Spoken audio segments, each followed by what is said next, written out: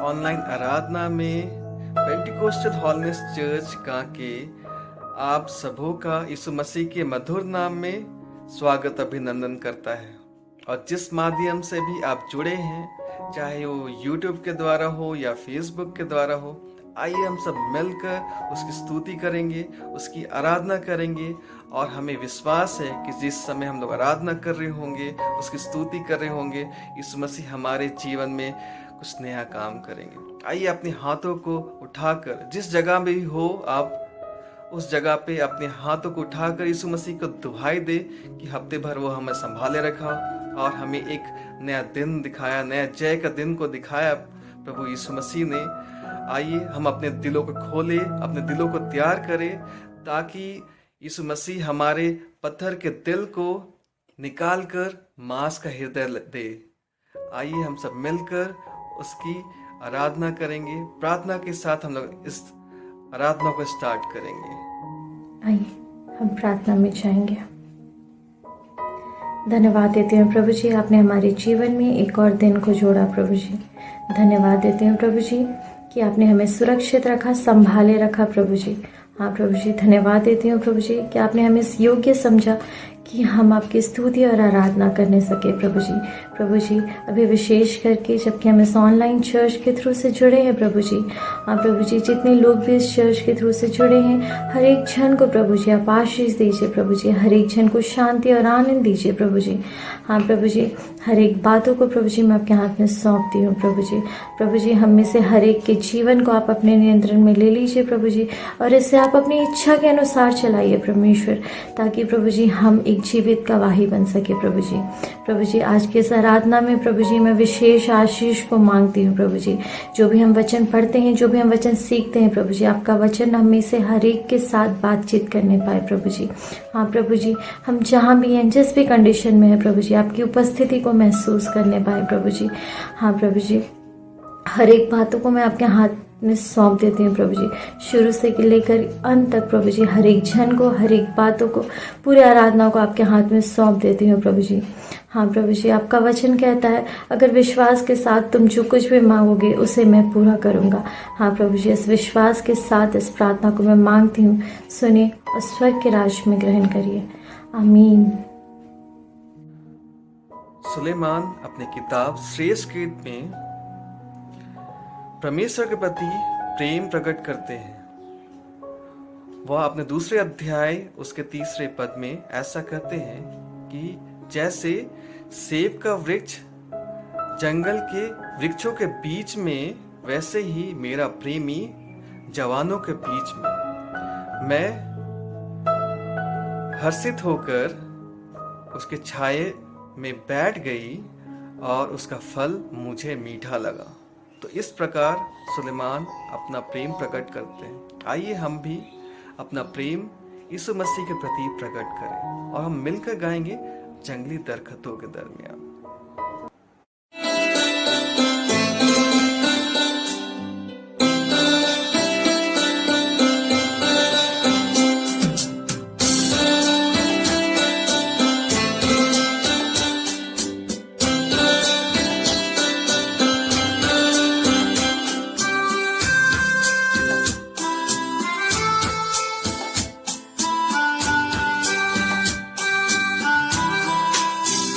जंगली दरख्तों के दरमियान एक सेब के पेड़ के समान। जंगली दरख्तों के दरमियान एक सेब के पेड़ के समान। नजर आता है मुझे मसीह, नजर आता है मुझे मसीह। सारे संतों के बीच में तू, सारे संतों के बीच में तू। हम करूं तेरी है प्रभु अपने जीवन भरे जंगल के सपने। गाओ शुक्र गुजारिश में, गाओ शुक्र गुजारिश में।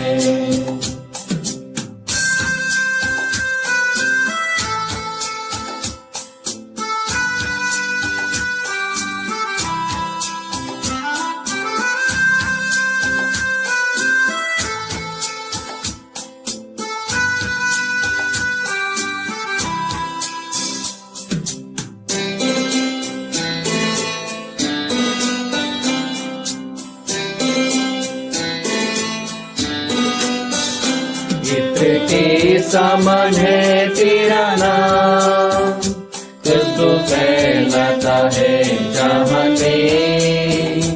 इत्र के समान है तेरा नाम, खुशबू फैलाता है जहां में।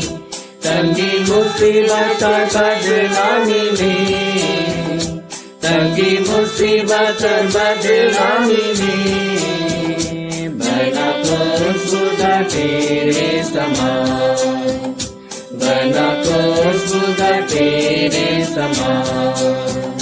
हम करो तेरी है प्रभु, अपने जीवन भरे जंगल के सफर में। गाओ शुक्र गुजारिश में, गाओ शुक्र गुजारिश में।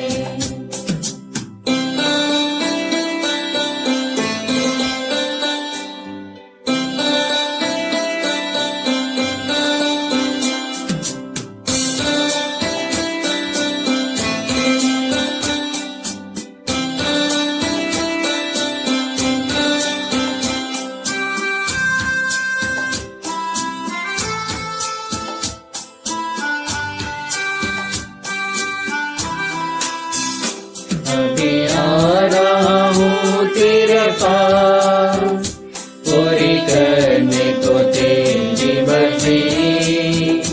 अभी आ रहा हूँ तेरे पास, पूरी करने को तेरी मर्जी। ताकि दे दो मैं काम को अंजाम, ताकि दे दो मैं काम को अंजाम। पाऊँ तेरे दीदार में नाम, पाऊँ तेरे दीदार में नाम। हम करूँ तेरी है प्रभु, अपने जीवन भरे जंगल के सफर में। गाओ शुक्र गुजारिश में, गाओ शुक्र गुजारिश में।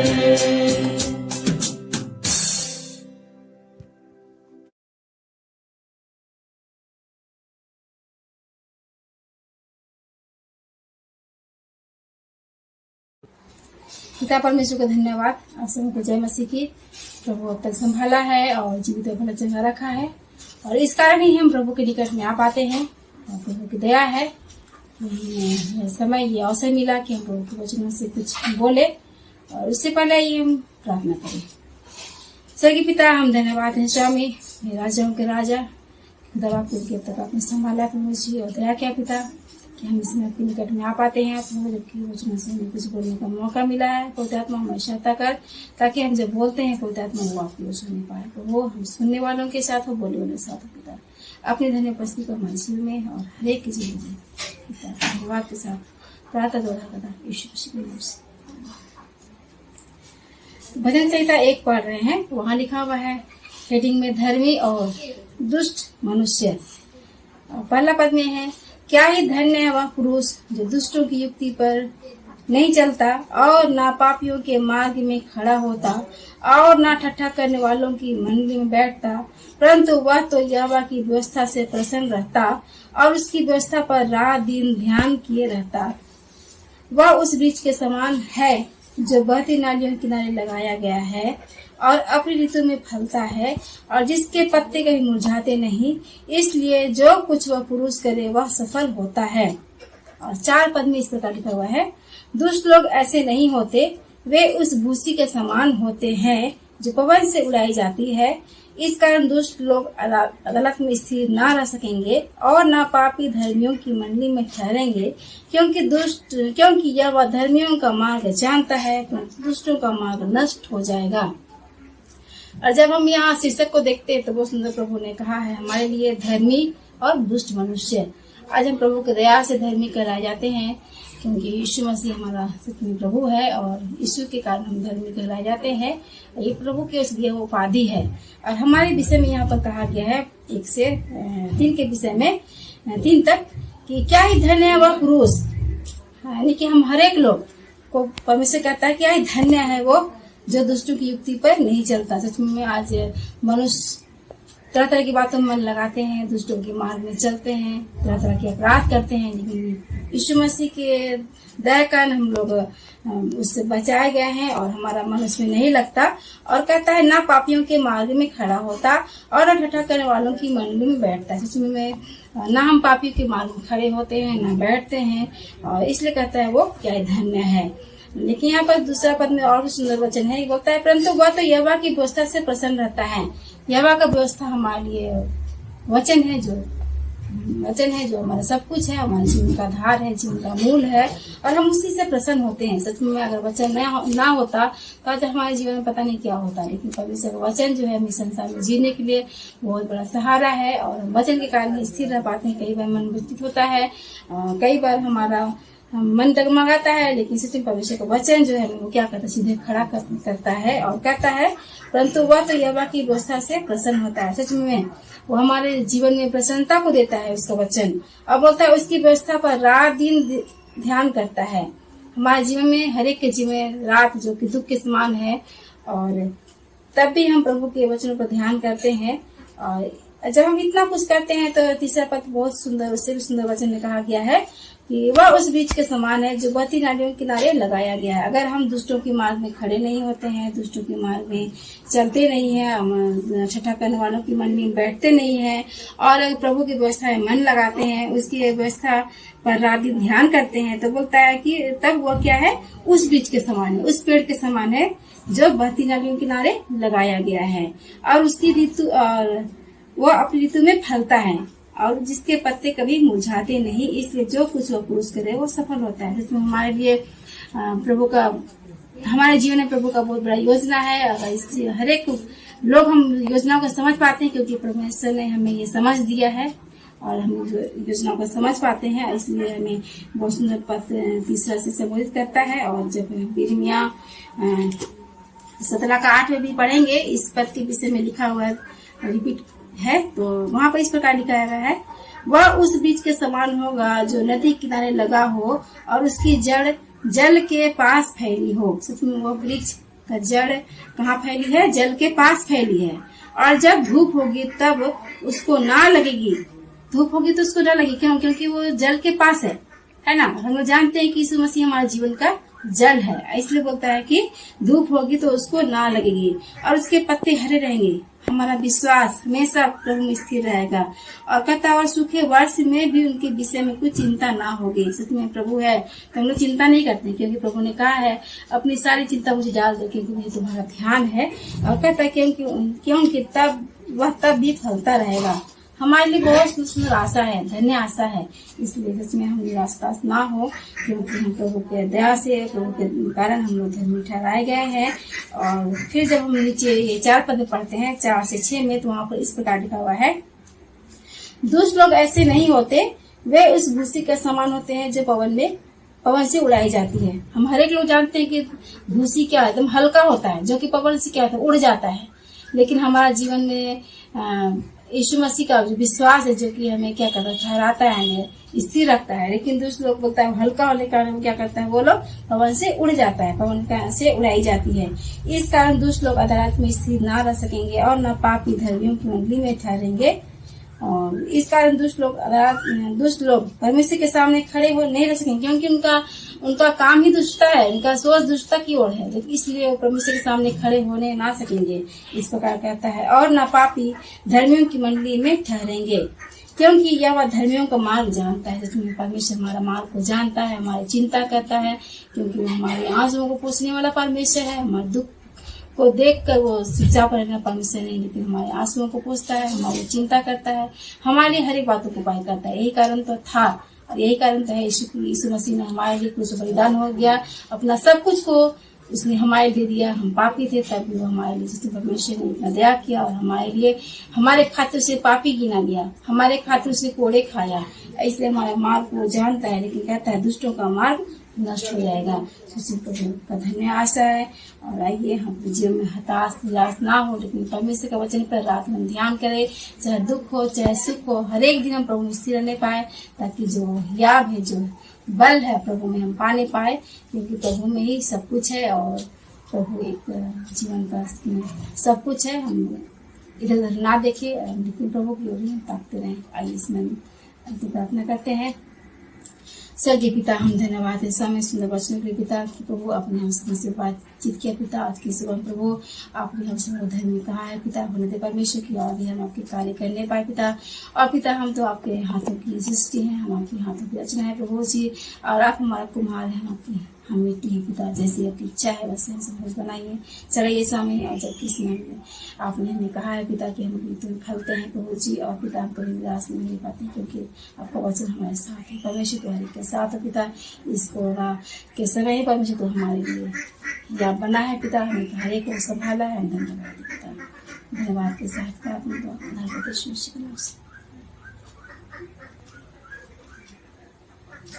बाइबल बताती है, पहला कुरिन्ती उसके 3 अध्याय उसके 16 और 17 पद में ऐसा लिखा है कि क्या तुम नहीं जानते कि तुम परमेश्वर के मंदिर हो और परमेश्वर की आत्मा तुम में वास करता है। यदि कोई परमेश्वर के मंदिर को नाश करेगा तो परमेश्वर उसे नाश करेगा, क्योंकि परमेश्वर का मंदिर पवित्र है और वह तुम हो। तो यहाँ पर बाइबल साफ साफ बताती कि हम लोग परमेश्वर की मंदिर है और हमें इसे संभाल के रखना है, सहेज के रखना है यीशु मसीह के दूसरे आगमन तक। आइए हम सब मिलकर गाएंगे, मैं मंदिर हूँ।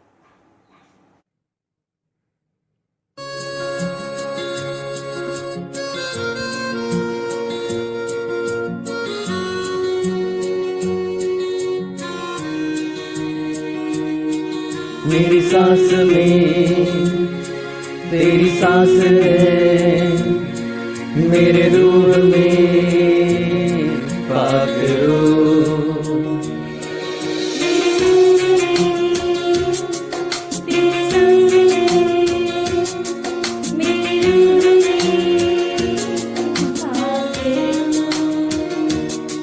मेरी आँख में तेरी आँख है, मेरे हाथ में तेरा हाथ। तू चले मैं चलूं, तू रुके मैं रुकूं, तू कहे जो वही मैं करूं। तू छुए मैं छूं, जो कहे वो कहूं। रूह मन जिस्म सब साथ दो, मैं मंदिर हूँ तेरा, जिंदा घर हूँ तेरा। मैं मंदिर हूँ तेरा, जिंदा घर हूँ तेरा। मेरी मर्जी अब नहीं तेरी होगी रज़ा, मेरी मर्जी अब नहीं तेरी होगी रज़ा। यही बन गया मेरा सारा जीवन, है खुदा है खुदा। मैं मंदिर हूँ तेरा, जिंदा घर हूँ तेरा। मेरी मर्जी अब नहीं तेरी होगी रज़ा।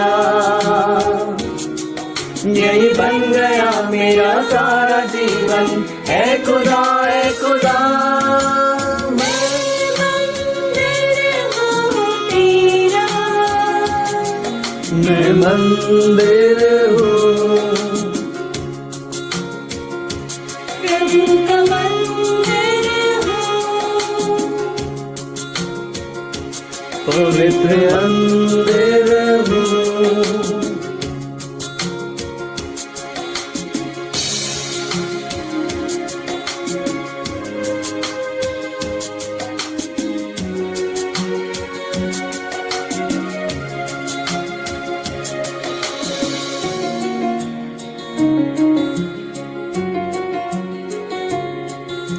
मेरा जलाल, मुझ में दिखे सूरत तेरी, मैं बनूं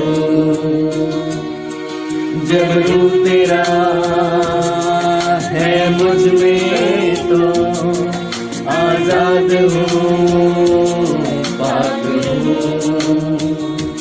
ऐसा बर्तन बनो जिसमें तू है बड़ा, झूठ मिट जाए कर दे करा। मैं खुदावन में हूँ, हो गया हूँ नया, जो पुराना था जाता रहा। मैं मंदिर हूँ तेरा, जिंदा घर हूँ तेरा। मेरी मर्जी अब नहीं तेरी होगी रज़ा, यही बन गया मेरा सारा जीवन। ऐ खुदा ऐ खुदा, मैं मंदिर हूँ तेरा।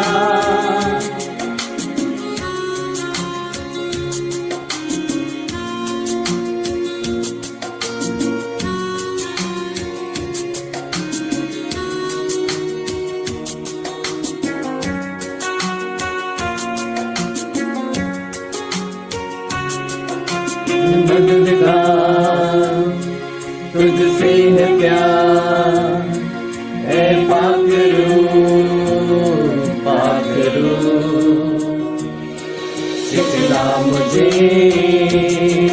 अपना कलाम, दिखला मुझे राह तूने मुझको चुना, मुझ में रहने लगा। ऐसा मुझ पे करम है किया,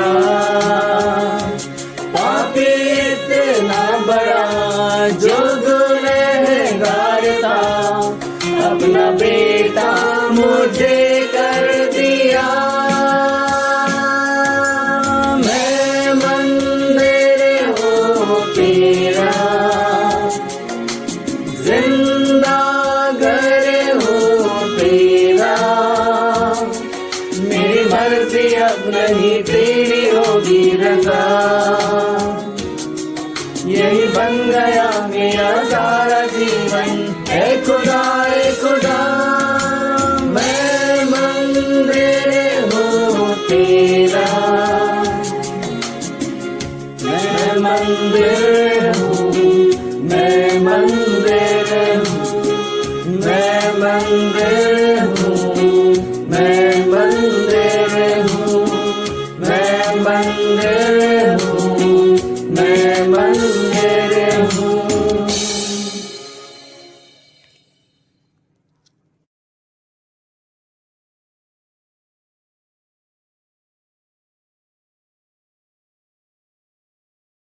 लॉर्ड, हालेलुया, जय मसीह की।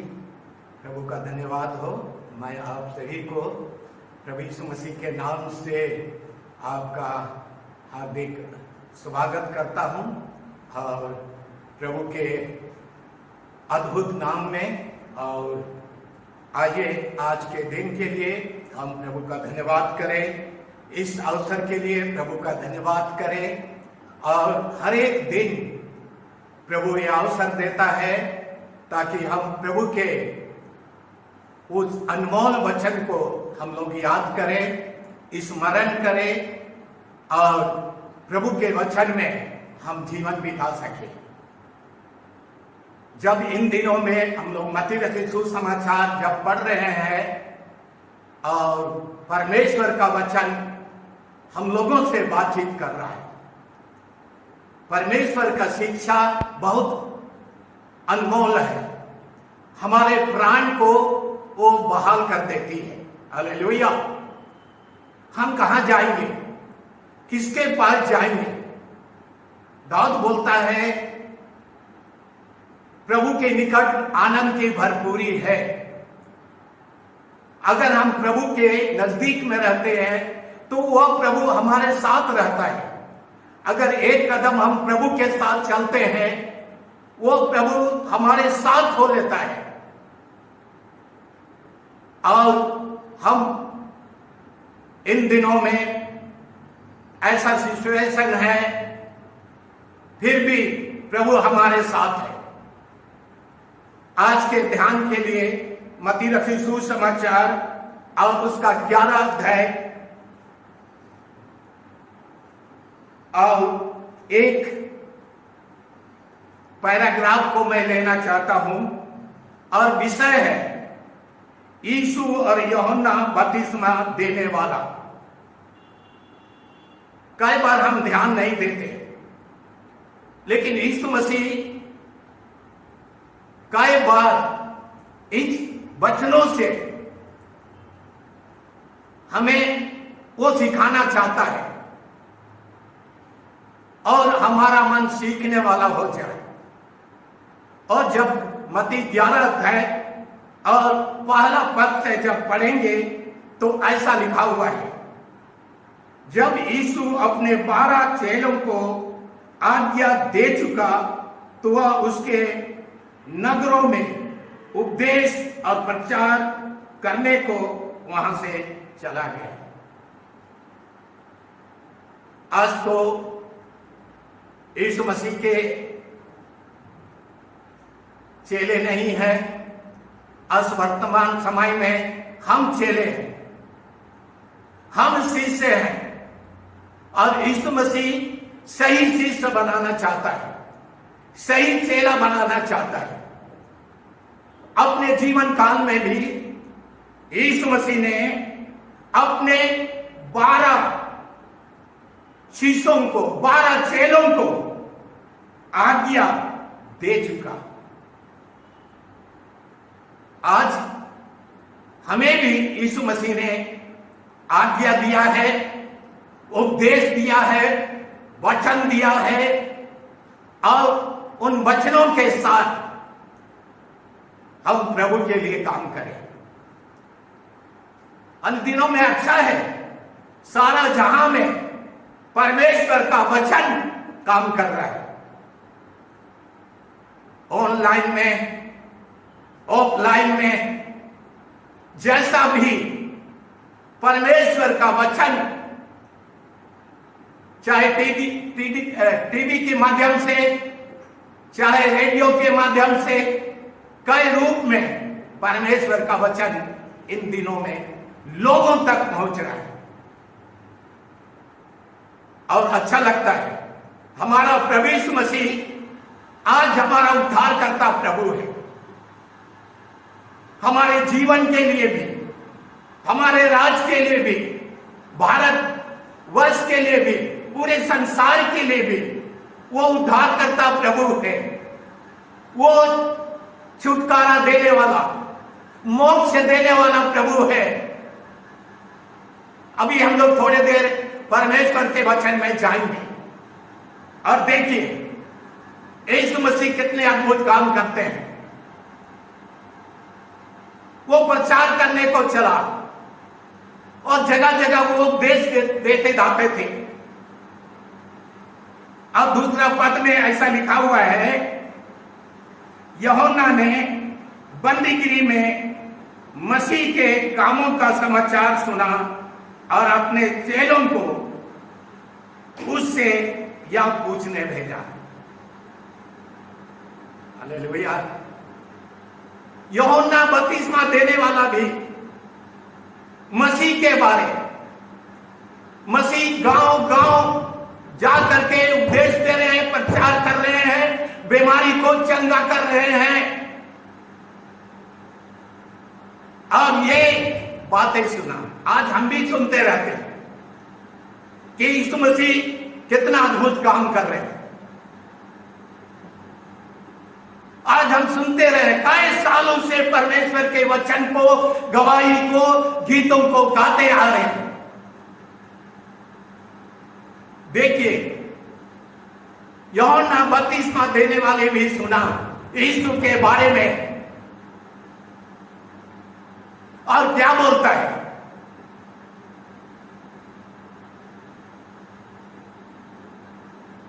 और लिखा है उसने यह पूछने भेजा, क्या आने वाला तू ही है या हम किसी दूसरे की बाट जोए? बड़ी अद्भुत बात है।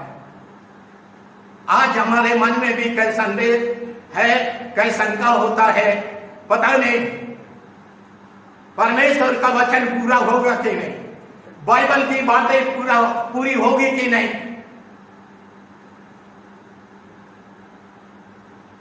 इतने समय बीत गए, देखिए और यूहन्ना बपतिस्मा देने वाला भी कंफ्यूज कर रहा है, क्या तू आने वाला वही है कि हम औरंग की बात जोए? आज भी यही सवाल हमारे साथ है। हम किसके पास जाए और हम औरंग की बात जोए और जगह जाए? सच्चा प्रभु कहां मिलेगा? सच्चा शांति कहां मिलेगा? हम यही ढूंढते रहते हैं।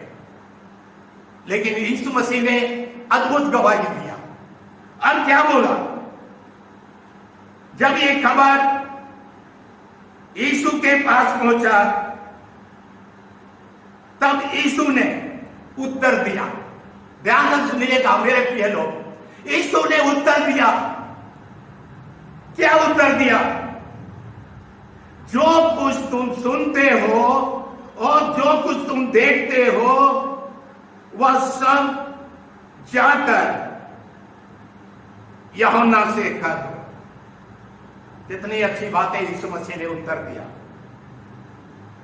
जो कुछ हम सुनते हैं और जो कुछ हम देखते हैं, इन दिनों में हम क्या सुन रहे हैं, इन दिनों में हम क्या देख रहे हैं?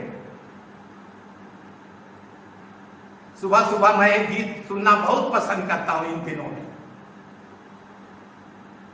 प्रत्येक सुबह हम यीशु को देखने वाले हो जाए, प्रत्येक सुबह हम यीशु से मिलने वाले हो जाए, प्रत्येक सुबह हम यीशु से बातचीत करने वाले हो जाए। कितना अच्छा लगता है। कितनी बातों को हम सुनते आए हैं, देखते आ रहे हैं, लेकिन यीशु के बातों में थोड़ा सा गौर करेंगे। यीशु ने क्या उत्तर दिया? अब कहा,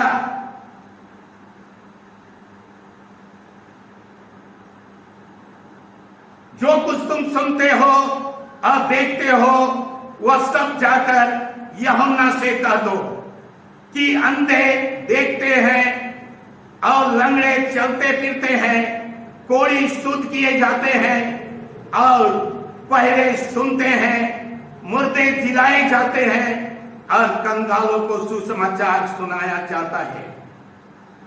और धन्य है वह जो मेरे कारण ठोकर ना खाए। हालेलुया। कितनी अच्छी बातें यीशु मसीह ने उत्तर दिया। थोड़ा सा गौर करेंगे मेरे प्रिय लोग, ध्यान देंगे हम लोग। यीशु मसीह ने क्या कहा? अंधे देखते हैं। यीशु मसीह जो काम कर रहा है, हमारी आत्मिक आंखों को खोलता है, हमारे शारीरिक आंखों को खोलता है। और यीशु मसीह ने उस काम को दिखाया, इस मिरेकल को दिखाया। अंधे देखते हैं। हालेलुया। अगर आंख रहते हुए हम नरक चले जाए, आंख रहते हुए भी अगर हम प्रभु से दूर चले जाए तो अफसोस। प्रभु यीशु मसीह ने आंखों को खोला। आइए प्रभु यीशु मसीह हमारे दृष्टि को खोले, पहचाने यीशु मसीह को। वो सच्चा ईश्वर है, बचाने वाला ईश्वर है। वो हमें पापों से छुटकारा देने वाला प्रभु है। आज पहचाने मेरे प्रिय लोग। अंधे देखते हैं और ऐसा लिखा है, और लंगड़े चलते फिरते हैं। हालेलुया। लंगड़े चलते फिरते हैं। प्रभु यीशु मसीह चलाने का काम करता है। यह अनुभव पता नहीं आपको कैसा लगता है। जो लंगड़े हैं स्वयं जानते हैं चलने के लिए कितनी कोशिश करते हैं, जिज्ञासा है उनको, लेकिन चल नहीं पाते। लेकिन यीशु मसीह ने उनको, उस लंगड़े को चलने फिरने का आज्ञा दिया और वो लोग चलने फिरने लगे। हालेलुया। आज हमारा जीवन कई बार इसी प्रकार का हो जाता। आंख रखते हुए हम देख नहीं पाते, पांव रहते हुए हम चल नहीं पाते, लंगड़े के समान हो जाते। यीशु मसीह हमें चलाना चाहता है, आगे बढ़ाना चाहता है, ताकि हम विश्वास के साथ आगे बढ़े। मसीह जीवन में हम उठे, चलने फिरने का काम करें। कितना अद्भुत बातें हैं मेरे प्रिय लोग। जाओ ये गवाही बता दो। अंधे देखते हैं, लंगड़े चलते फिरते हैं, कोढ़ी शुद्ध किए जाते हैं। हालेलुया। कोढ़ी शुद्ध किए जाते हैं। कितनी अच्छी बातें हैं। यीशु मसीह दोनों रीति से वो शुद्ध करते हैं, कोढ़ी से भी, कोढ़ के बीमारी से भी, और पापों के जीवन से भी शुद्ध करते हैं। ये कोढ़ पाप को दर्शाता है। हमारे जीवन को यीशु मसीह शुद्ध करते हैं। मैं हमेशा बताता हूं, कहीं भी शुद्धिकरण नहीं है। कोई ऐसा चीज नहीं है जिससे हम शुद्ध हो सकते हैं, केवल यीशु मसीह के लहू के द्वारा। हालेलुया। परमेश्वर के वचन के द्वारा, परमेश्वर के अनुग्रह के द्वारा हम शुद्ध हो सकते हैं मेरे प्रिय लोग। हालेलुया। इसलिए वो हमारे लिए बलिदान हुआ, हमारे लिए वो लहू बहाया। आज कोई बलिदान करने की आवश्यकता नहीं है मेरे प्रिय लोग। खुद हमारे लिए स्वयं वो बलिदान हुए। शुद्ध करने वाला प्रभु है। कोढ़ के बीमारी से वो शुद्ध करता है। शुद्ध किए जाते हैं और बहरे सुनते हैं। हालेलुया। आज बहरे लोग सुन नहीं पाते। कई लोग तो आज ऐसा है, कान रहते हुए भी नहीं सुन पा रहे, परमेश्वर के वचन को सुन नहीं पा रहे। बहरे देखिए, सुन नहीं पाते। लेकिन आज यीशु मसीह गवाही दे रहा है, बहरे सुनते हैं। हालेलुया। आइए इन दिनों में हम परमेश्वर की आवाज को सुने, परमेश्वर के मधुर आवाज को सुने, परमेश्वर के दर्शन को देखने वाले हो जाए। हालेलुया। पता नहीं इन दिनों में हम लोग परमेश्वर के वचन को, और प्रभु चाहता है हम प्रभु के जीवन में दृढ़ता के साथ खड़े रहे, मजबूती के साथ खड़े रहे, डगमगाए नहीं। चलिए केवल यहां नहीं, बहरे सुनते हैं और मुर्दे जिलाए जाते हैं। यीशु मसीह मुर्दों को भी जिलाते हैं, और यीशु मसीह ने लाजर को भी जिलाया, कई मरे हुए लोगों को भी जिलाया। यीशु मसीह जिलाता है, और स्वयं मुर्दों में से जी भी उठा है, इसलिए जिलाता है। आज हमारे जीवन को भी वो जिलाना चाहता है। कई बार हम जीते जिए मरे हुए अवस्था के समान है, लेकिन प्रभु यीशु मसीह आज वो जिलाना चाहता है, वो जिंदा करना चाहता है हमारे विश्वास को, हमारे प्रार्थना को, हमारे गवाही जीवन को, हमारे संगति के जीवन को, हमारे मसीह जीवन को। हालेलुया। मृतों को भी जिलाया, यह हकीकत बात है।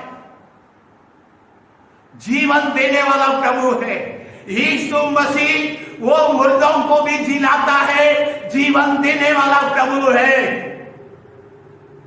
और कोई नहीं है मेरे प्रिय लोग। खुद गवाही दे रहा है आज इसी संसार में। देखिए, और कंगालों को सुसमाचार सुनाया जाता है। आज ये वेद की बातें हैं, केवल जिलाता नहीं है, कंगालों को सुसमाचार सुनाया जा रहा है। किस लिए? लोग बोलते हैं क्रिश्चियन बनाते, नहीं मेरे प्रिय लोग, यीशु मसीह का सुसमाचार, गुड न्यूज, शुभ संदेश, जीवनदायक संदेश, वो बचाने वाला, छुड़ाने वाला, पापों की क्षमा करने वाला, बीमारी को चंगा करने वाला, हर एक प्रकार की समस्या को दूर करने वाला प्रभु है। हालेलुया। इसलिए तो आज पूरे संसार में उसका संदेश लोगों तक पहुंचाया जा रहा है। प्रार्थना करना चाहिए, आज हमें प्रार्थना करना चाहिए प्रभु का संदेश, सुसमाचार आज लोगों तक पहुंचे। और वचन में भी लिखा है, अंत के दिनों में क्या चिन्ह होंगे? जब सारे जातियों में सुसमाचार सुनाया जाएगा, तब अंत आ जाएगा। हालेलुया। कितनी अच्छी बातें। चलिए, मैं और भी आगे बढ़ाने चाहता हूं। जाकर के बोल दो। आज इतने सालों से हम परमेश्वर के वचन सुनते आ रहे हैं, क्या अभी भी संदेह है? यीशु मसीह अंधे को आंखें देता है, लंगड़े को चलाता है, कोढ़ियों को शुद्ध करता है, पापियों को बचाता, अभी भी संदेह है? आइए मेरे प्रिय लोग, आज इन्हीं बातों को गवाही के रूप में बताना है। हालेलुया। यीशु के विषय में बताना है, यीशु के बारे में बताना है। वो एकमात्र हमारा सच्चा प्रभु, प्रेम करने वाला प्रभु। देखिए कितना अद्भुत है। जाओ, यूहन्ना बपतिस्मा देने वालों को कह दो, अंधे देखते हैं, लंगड़े चलते फिरते हैं, कोढ़ियां शुद्ध किए जाते हैं, मुर्दे दिलाए जाते हैं,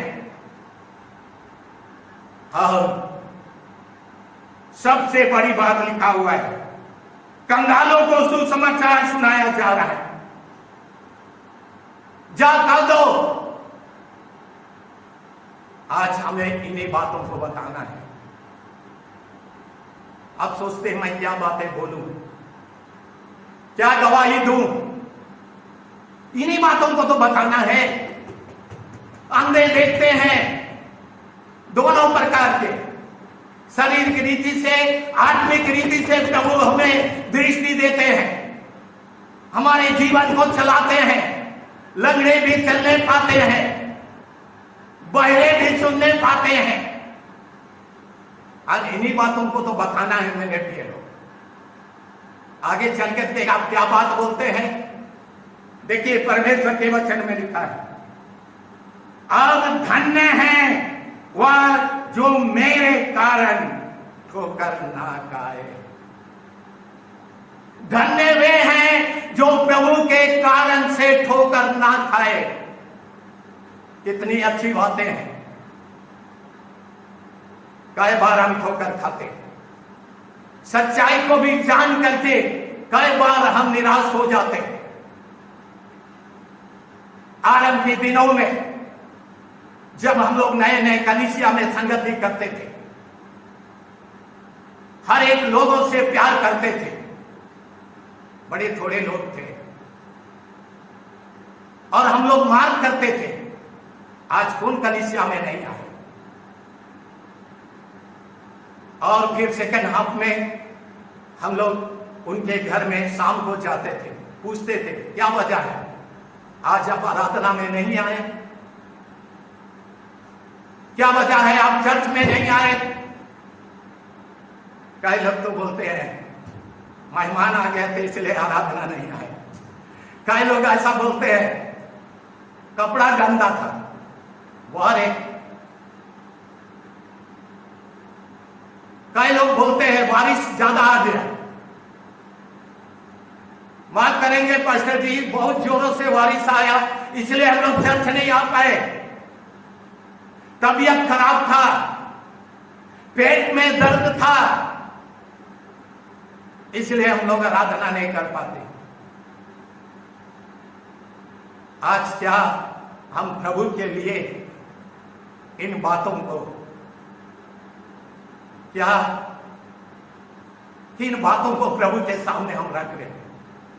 अपना जीवन को हम लोग कैसा बिता रहे हैं मेरे प्रिय लोग? एक परिवार को जब हम लोगों ने पूछा आप क्यों चर्च नहीं आए, तो उनकी वाइफ ने बोला, पास्टर की वाइफ ने ऐसा बोला, ऐसा बोली, जिसके कारण से वे लोग नाराज हो गए। पास्टर की वाइफ ने ऐसा जब बोला इसलिए चर्च नहीं आए। वाह, प्रभु के वचन में लिखा है ठोकर ना खाओ। क्या वजह से हम ठोकर खा रहे हैं आज? और ठोकर खा करके कई बार हम परमेश्वर के उस सच्चाई में आगे नहीं बढ़ सकते। कई बार रुकावट का कारण होता है मेरे प्रिय लोग। परमेश्वर के वचन में लिखा है जो मेरे कारण ठोकर ना खाता है ना खाए, ये आदेश दिया गया है। क्या बात आ गया मेरे जीवन में? ठोकर खा करके आप प्रभु को छोड़ दिए, आराधनालय को छोड़ दिए, गिरजा को छोड़ दिए, वचन पढ़ना छोड़ दिए। क्या कारण है? क्या वजह है मेरे प्रिय लोग? आज सब कुछ हम छोड़ते जा रहे हैं। ठोकर नहीं खाना मेरे प्रिय लोग। परमेश्वर के वचन हमें याद दिलाता है, धन्य वे लोग हैं जो ठोकर नहीं खाते। ऐसे वातावरण में जब लगभग 4 महीना आराधना के साथ हम लोग एक साथ आराधना नहीं कर पा रहे, ठोकर मत खाइएगा, प्रभु से दूर मत जाइएगा मेरे प्रिय लोग। प्रभु में बने रहिएगा, विश्वास में बने रहिएगा, ठोकर मत खाइएगा। आज प्रभु यीशु मसीह स्वयं अपने मुंह से बता रहा है, आज बहुत है लेकिन जाकर के बता दो। आज प्रभु यीशु मसीह के कामों के बारे में बताना है। अगर प्रभु का वचन अगर सही तरीके से काम कर रहा है, वहां पर प्रभु का काम दिखाई पड़ेगा। लोग मन फिराएंगे, लोग पश्चाताप करेंगे, प्रभु का जीवन पाएंगे, अद्भुत जीवन पाएंगे। नहीं तो कुछ नहीं फायदा होगा, एक आत्मा भी नहीं बचेगा मेरे प्रिय लोग। आइए संदेह ना करें। दूसरी बात, ठोकर ना दिखाएं। थोड़ा अपने आप को जांचे, क्या मैं ठोकर तो नहीं खा रहा हूं इन दिनों में? किस बात से ठोकर खा रहा हूं? प्रभु का वचन सबसे इंपॉर्टेंट है, सबसे इंपॉर्टेंट महत्वपूर्ण है। परमेश्वर के वचन को मानना है और महत्व देना है मेरे प्रिय। चलिए, समय हो रहा है, ठोकर मत खाइए, किसी भी बात में ठोकर नहीं खाना है। हमको अपने जीवन को, जिंदगी को प्रभु में बना के रखना है। जब आज ऑनलाइन हम लोग को झारखंड मिशन एसोसिएशन का मीटिंग हो रहा था, एक प्रभु के दास अमेरिका से बोल रहे थे। जब यीशु मसीह भीड़ लोगों को देखा, तरस खाया, बोला तुम इनको खाने को दो। करीब 8-9 हजार भीड़ थी। लिखा है 4,000 तो केवल पुरुष लोग थे और 7 रोटियां थी। 5 रोटी वाला 2 मछली वाला नहीं, मत्ती रचित सुसमाचार में लिखा है। और यीशु मसीह ने सबको तृप्त किया। आज हमारे जीवन में क्या है? आज हम ज्यादा न्याय करते हैं, दूसरों का न्याय करते हैं, लेकिन यीशु मसीह ने दूसरों पर दया किया, तरस से भर गया। ये लोग भूखे लोग हैं, हमारे साथ चलते आ रहे हैं। दया किया, खाना खिला करके तृप्त किया और रोटियां भी बच गई। ये हकीकत है, ये सच्चाई है मेरे प्रिय। चलिए, थोड़ा सा समय बाकी है। लिखा है 7वां पद में, जब वहां से चल दिए तो यीशु यूहन्ना के विषय में लोगों से कहने लगा, तुम जंगल में क्या देखते हो? क्या देखने गए थे? क्या हवा के हिलते हुए सरकंडे को? बड़ा अजीब सा लगता है। क्या देखने गए थे? इन दिनों में हम क्या देख रहे हैं? केवल कोरोना को, मनुष्य को, परिस्थिति को, समस्या को क्या देखने गए थे? कई लोग बोलते हैं चर्च जाते हैं, कई लोगों को तो बोलता है लड़की देखने गए थे, कई लोग बोलते हैं साड़ी देखने गए थे, कई लोग तो सुनते हैं अच्छा गीत होता है कि कैसा गीत होता है, अरे गीत सुनने गए थे। कई लोग सोचते हैं अरे हम गवाही सुनने गए थे। कई लोग भीड़ देखने जाते हैं। जब बड़े बड़े मीटिंग होता है, लाखों की संख्या में भीड़ होती है, पीछे कई लोग चिड़िया बादाम खाते रहते हैं बैठ करके। कहां परमेश्वर के वचन सुन रहे हैं? बड़ी अजीब सा लगता है। आज देखिए, परमेश्वर का वचन हमसे बातचीत कर रहा है। क्या बोलता है? तो यीशु यूहन्ना के विषय में लोगों से कहने लगा, तुम जंगल में क्या देखने गए थे? क्या हवा के हिलते हुए सरकंडे को? आज मैं बोलता हूं, यीशु मसीह हमारे चर्च में आकर प्रचार करते ना, पता नहीं हम कितने लोग विश्वास करते हैं। आज चर्च में हम लोग को क्या देख रहे हैं? आज हमारे साथ भी है ये। किसको देख रहे हैं? हवा को? क्या चीज देख रहे हैं? यीशु मसीह बोल रहा है, क्या देखने जाते हो? देखिए, हिलते हुए सरकंडे को। फिर तुम क्या देखते गए थे? क्या कोमल वस्त्र पहने हुए मनुष्य को? बड़ी अजीब सा लगता है। पढ़िए घर में 11 अध्याय मत्ती रचित सुसमाचार। वस्त्र को इतना सुंदर सुंदर कपड़ा पहन के आते हैं। ऐसे भी लोग बोलते हैं, जब गिरजा जाते हैं क्रिश्चियन लोग तो बड़ा सुंदर कपड़ा पहन के जाते हैं। क्या कपड़ा को देखने गए थे? देखिए, कोमल वस्त्र पहनते हैं, वे राजमहलों में रहते हैं, तो फिर क्या गए थे क्या किसी भविष्यवक्ता को देखने को? हाँ, मैं तुमसे कहता हूं कि भविष्यवक्ता से भी बड़े को। हालेलुया। किसको देखने गए थे? आज बड़े बड़े वक्ता लोग आते हैं, भविष्यवक्ता, कई लोग बोलते हैं हम लोग उसको देखने गए थे, लेकिन मालूम है यीशु मसीह हमारे भविष्यवक्ता से भी बड़े हैं। हालेलुया।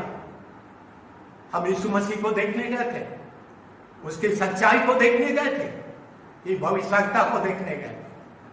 आज यही सवाल हमारे साथ है मेरे प्रिय लोग। कई लोग बड़े बड़े चीजों को देखने जाते हैं, लेकिन यीशु मसीह कौन बड़ा है, महत्व देना चाहता है। यीशु मसीह को हम देखने वाले हो जाए, वो हमारा भविष्यवक्ता का भविष्यवक्ता है। उस सामने स्त्री ने बोला, एक भविष्यवक्ता आया है जो मेरे जीवन के विषय में बताता है, बताया है, पूरे गांव के लोगों को खबर किया। कितनी अच्छी गवाही है। आज भूल जाते असली बातों को। और क्या लिखा है? जो भविष्यवक्ता से भी बड़े को, या वही है जिसके विषय में लिखा है, देख मैं अपने दूत को तेरे आगे भेजता हूं, वह तेरे आगे तेरे मार्ग तैयार करेगा। हालेलुया। बहुत कुछ है, मेरा समय बीत रहा मेरे प्रिय। यीशु मसीह हमारे लिए मार्ग तैयार किया है। पूरा घर में जाकर के पढ़ लीजिए। जब मैं पढ़ रहा था परमेश्वर का वचन, ऐसा लिखा है, मैं तुमसे सच सच कहता हूं, जो स्त्रियों में से जन्मे हैं उनमें से यूहन्ना बपतिस्मा देने वालों से कोई बड़ा नहीं हुआ, परंतु जो स्वर्ग के राज में छोटों से छोटा है वह उससे बड़ा है। हालेलुया। कितनी अच्छी बात है। यूहन्ना के विषय में लिखा, जो स्त्रियों में से जन्मा है उससे बड़ा कोई नहीं, लेकिन स्वर्ग के राज्यों में जो सबसे छोटा सा छोटा है, कहने का मतलब हमारा मसीह जीवन, नम्रताई का जीवन, नम्रताई का जीवन, हम स्वर्ग में बड़ा किए जाएंगे, स्वर्ग में हमें उत्तम प्रतिफल मिलेगा। हम भूल जाते हैं। आइए, हम छोटे बनने का मतलब है प्रभु का जीवन। यीशु मसीह यहां तक नम्र बना, क्रूस का मृत्यु को भी सह लिया। आज हम साथे नहीं है, नम्र नहीं बनते, दीन नहीं बनते, यीशु का स्वभाव हमारे अंदर दिखाई नहीं पड़ता। हम कैसे स्वर्ग राज में बड़ा किए जाएंगे? यीशु मसीह का वचन है मेरे प्रिय लोग। आइए, आज हम क्या गवाही देंगे, क्या बातों को बताएंगे? समय हो गया, आज समय है। आइए, हम क्या चीज देख रहे हैं? प्रभु यीशु मसीह ने कहा, दूसरी बात, हम ठोकर ना खाए। क्या देख रहे हैं इन दिनों में परिस्थिति में? क्या उन लोगों को देख रहे हैं? आइए, हमारा ध्यान यीशु मसीह के ऊपर हो जाए। वो आने वाला है, वो रास्ता तैयार किया है हमारे लिए, जीवन के लिए, ताकि हम प्रभु के राज में प्रवेश करें। ये सुंदर वचन के लिए प्रभु का धन्यवाद। आइए हम लोग प्रार्थना करें। प्रभु जी, हम तेरा धन्यवाद करते हैं, तेरी स्तुति करते हैं प्यारे पिता। हम ठोकर ना खाए, हम ठोकर ना खाए प्यारे पिता। आज तेरे वचन में हम संदेह ना करें। यीशु के बारे हम सुनते आ रहे हैं, वचन में पढ़ते आ रहे हैं प्रभु। हम तेरी गवाही को देने वाले हो जाए। हम प्रभु, हम अंदर से अनुभव करें हमारा जीवन तेरे साथ जुड़ा हुआ है, अंदर से हमारा जीवन तेरे साथ बना हुआ है प्रभु जी। हम तेरे सच्चाई में बने हुए। हाँ प्रभु, तू हमें नम्र बना, तू हमें दीन बना प्रभु। हम दया के साथ न्याय करें प्रभु जी, दया के साथ हम काम करें प्यारे पिता। तरस खाने वाला प्रभु, धन्यवाद करते हैं तेरे वचनों के लिए। तेरा वचन से हमें शिक्षा मिलता है प्रभु। तूने अपने वचन से बातचीत किया प्रभु। आगे के जीवन में प्रभु तो हमारे जीवन को ले चल प्यारे खुदा, ताकि हम प्रभु और भी तेरे वचनों में मजबूती के साथ विश्वास में अटल रहे प्यारे खुदा। सब कुछ तेरे हाथों में सौंप दे। आज चलते हुए भी, पाँव रहते हुए भी प्रभु जी हम चल नहीं पा रहे, आंख रहते हुए भी हम देख नहीं पा रहे, कान रहते हुए भी प्रभु नहीं सुन पा रहे। तो तरस खा प्यारे खुदा, ताकि हम सब कुछ करने पाए, देखने पाए और तेरी महिमा करने पाए। आदर महिमा आपको मिले, यह प्रार्थना प्रभु यीशु मसीह के पवित्र और मधुर नाम में मांगते हैं। दया से सुनो, ग्रहण कीजिए। आमीन आमीन। सबको जय मसीह की।